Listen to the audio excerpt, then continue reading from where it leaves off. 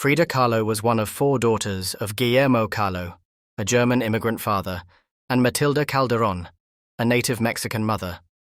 Her father was a photographer and recognized Frida's interest in art at an early age. Her father was Frida's greatest supporter, giving her strength and instilling discipline. Frida had a distant relationship with her mother. At the age of 6, Frida suffered from polio, which left her with a thin right leg and a limp.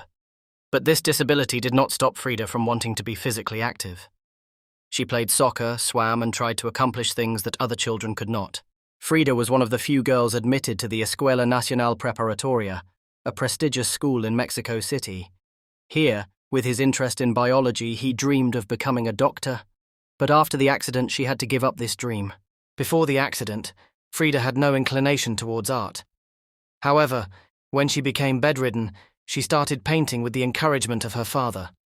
Thanks to the mirror placed above her bed, she began to examine herself and make self-portraits. On her way home from school, Frida boarded a bus with her lover Alejandro. But the bus collided with a tram. Frida's spine, pelvis, and ribs were broken. A metal rod was driven into her body and she was seriously injured. Doctors called her survival a miracle. This accident left a permanent scar on Frida's life. She underwent more than 30 surgeries throughout her life. She had to live with corsets and prostheses, but these physical hardships could not dampen her spirit. Frida's first paintings directly reflected the consequences of the accident and her inner world. Her first major work, Self-Portrait in Velvet Dress, was the first step in Frida finding herself in art.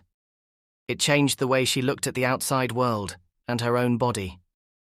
Frida often used elements of Mexican culture in her works. Local costumes, mythological figures and symbols appeared in her paintings. Traditional Mexican clothing also became part of her identity. Frida met the famous painter Diego Rivera in 1928. Diego recognized Frida's artistic talent and admired her. They married a year later. Diego's infidelities caused Frida to break. However, Frida did not give up her loyalty to Diego. Even when the couple continued their relationship with different partners, they did not break away from each other. Frida joined the Mexican Communist Party and openly expressed her political stance. She defended women's rights, the struggle of the working class, and justice through her art. Frida's political identity also manifested itself in her works. Frida hosted exiled Russian revolutionary Leon Trotsky in her home.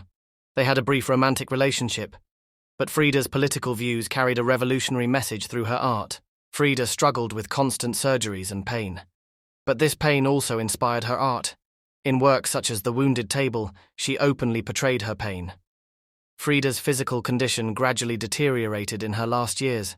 However, she continued to paint, even though she was bedridden. This resistance symbolized the strength of her spirit. Frida died in 1954 at the age of 47. "I hope the exit is joyful and I never go back," she wrote in her diary before her death. After Frida's death, her works began to be recognized worldwide. Today, Frida is remembered not only as an artist, but also as a feminist icon. Her works, which bear witness to her pain, passion, and resistance, are admired around the world.